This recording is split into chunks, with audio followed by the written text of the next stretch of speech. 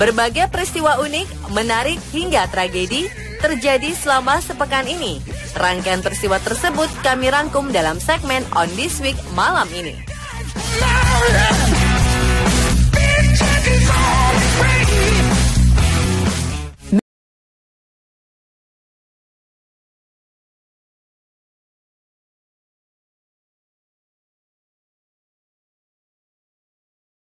Kejadian ini berada di kota Yixing, Provinsi Jiangsu, Cina.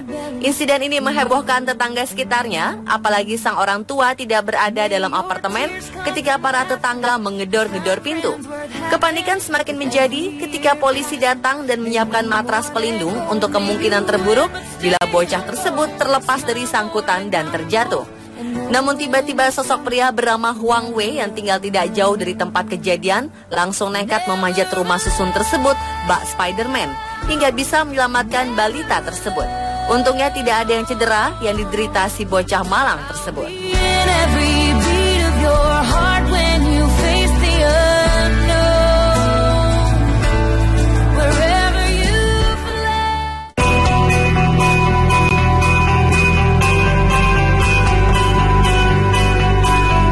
Kepolisian Italia membekukan aset senilai 1,6 miliar euro atau setara 23,5 miliar rupiah milik 5 warga kota Palermo, Sisilia. Aset ini diduga kuat terkait jaringan mafia paling kaya sedunia, Cosa Nostra. Channel News Asia melaporkan aset itu atas nama 5 bersaudara, 3 lelaki dan 2 perempuan. Mereka diklaim pengusaha kota Palermo yang memiliki kontrak pembangunan beberapa proyek infrastruktur. Juru bicara kepolisian Palermo mengatakan penyitaan ini merupakan yang terbesar sepanjang sejarah. Cosa Nostra adalah jaringan mafioso paling kuat di Italia setelah kelompok Camorra di Napoli. Cosa Nostra terkenal karena sempat melebarkan sayap di Amerika Serikat. Krisis ekonomi yang menghantam Eropa menyuburkan kembali jejaring mafia, khususnya di wilayah selatan Italia yang lebih miskin. Kendati pernah sangat berkuasa, Cosa Nostra kini ditengarai melemah. Apalagi setelah sang godfather Bernardo Provenzano ditangkap polisi pada 2006. Italia negara yang mengalami dampak negatif krisis ekonomi dunia, termasuk negara maju yang cukup korup. Sesuai data Transparency International, negeri pizza berada di urutan 69 dari 177 negara paling korup.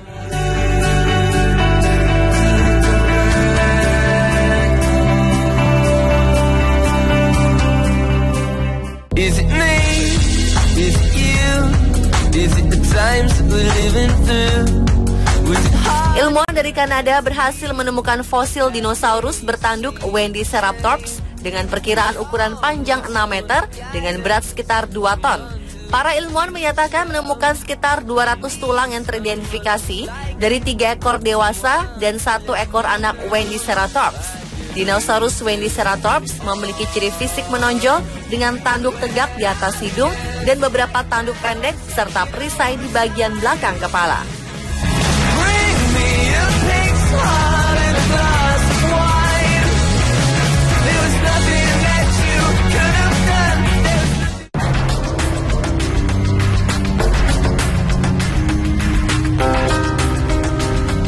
Perdana Menteri Tuvalu Enile Spuaga meminta bantuan kepada para pemimpin Eropa agar negaranya tidak lenyap dari muka bumi. Tuvalu adalah negara keempat terkecil di dunia yang terancam tenggelam oleh naiknya permukaan air laut akibat perubahan iklim. Spuaga tiba di Brussel, Belgia untuk meminta dukungan dari para pemimpin Eropa yang akan mengikuti pertemuan tingkat tinggi Perserikatan Bangsa-Bangsa tentang perubahan iklim. Negara yang terdiri dari pulau-pulau itu dihuni hanya oleh 10.000 orang. Pulau-pulau di Tuvalu yang terletak di Pasifik hanya sekitar 4 meter di atas permukaan laut saat ini. Spuaga menyerukan kepada para pemimpin Eropa untuk mengurangi emisi gas rumah kaca supaya suhu pemanasan global tetap di bawah 1,5 derajat Celcius. Menurut para ilmuwan, suhu itu paling aman dibanding suhu saat pemanasan global saat ini 2 derajat Celcius.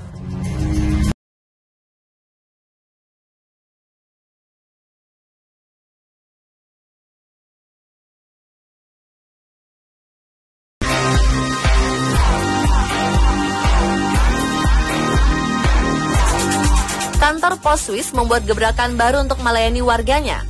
Paket maupun surat-surat akan diantarkan menggunakan pesawat tanpa awak atau drone.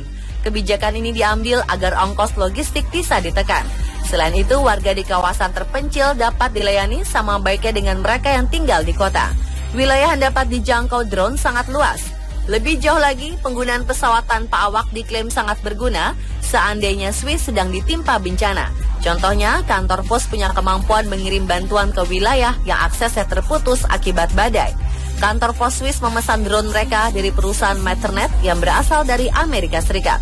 Pesawat mini itu dapat terbang hingga jarak 10 km, membawa beban hingga 1 kg. Petugas pos kini tinggal mengendalikan drone menggunakan smartphone yang sudah dilengkapi sistem GPS. Walau memakai teknologi canggih, kantor pos Swiss tidak akan mengurangi jumlah kurir manusia.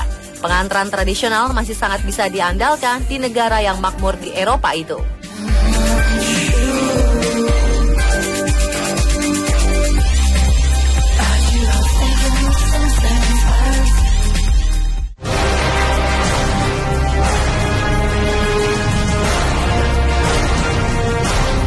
Perusahaan nakal di Republik Rakyat Cina kembali tersandung kasus penjualan bahan makanan basi. Hanya seminggu setelah berita daging kadaluarsa 35 tahun mencuat, kini ditemukan kembali tumpukan pepaya seberat 32,68 ton yang siap dijual setelah diberi pengawet. Produk pepaya kering yang disimpan sejak 2010 ini disita dari sebuah perusahaan rumahan di Jiangpe di kota Ningbo, Provinsi Zhejiang. Pepaya kering itu sudah basi sejak lebih dari 2 tahun lalu. Pemerintah lokal menetapkan denda sebesar 1,4 juta yuan atau 225.000 US dollar sekitar 3 miliar rupiah kepada perusahaan yang curang ini, namun tidak sampai menutup paksa perusahaan tersebut. Tercatat, produk pepaya basi ini telah terjual sebanyak 35 ton ke sebuah perusahaan makanan di kota Suzhou yang berdekatan dengan Zhejiang, Provinsi Jiangsu.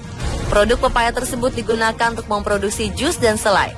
Biaya rendah penyimpanan makanan kadaluarsa ditengarai sebagai alasan kuat mengapa makanan tersebut marak di pasaran. Penggunaan internet di Cina melalui sosial media Weibo mendesak pemerintah bersikap lebih tegas pada pedagang nakal.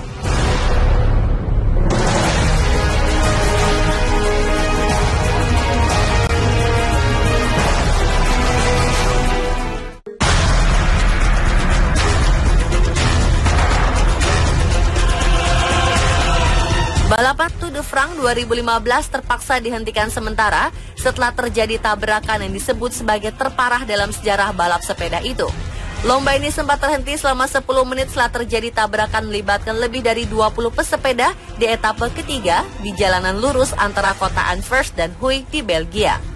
Pemimpin balapan Fabio Cancellara terpaksa harus keluar dari lomba lantaran tulang punggungnya patah akibat tabrakan beruntun itu. Tabrakan di jalanan lurus itu terjadi ketika para pesepeda memacu kecepatan hingga 50 km per jam. Kecelakaan bermula ketika pembalap asal Prancis William Bonnet, roda depan sepedanya menyenggol pembalap senegara di depannya itu, yaitu Wagen Bahil, sehingga dia terjatuh dan para pembalap di belakangnya tak bisa menghindar. Beberapa pembalap bahkan terpelanting melayang hingga beberapa meter ke udara dan jatuh mengenaskan. Insiden itu menyebabkan sejumlah pembalap harus dirawat di rumah sakit akibat luka serius.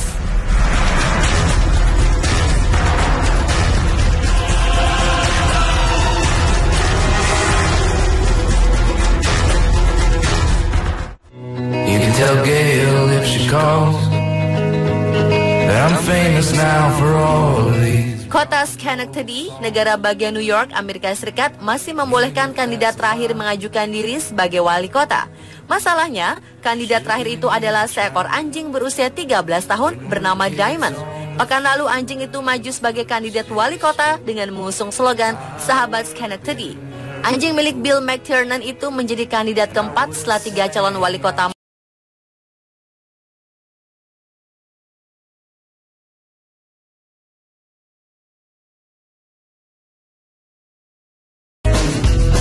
Pemirsa, itulah On This Week versi On The Spot. You can tell Jane if she rides.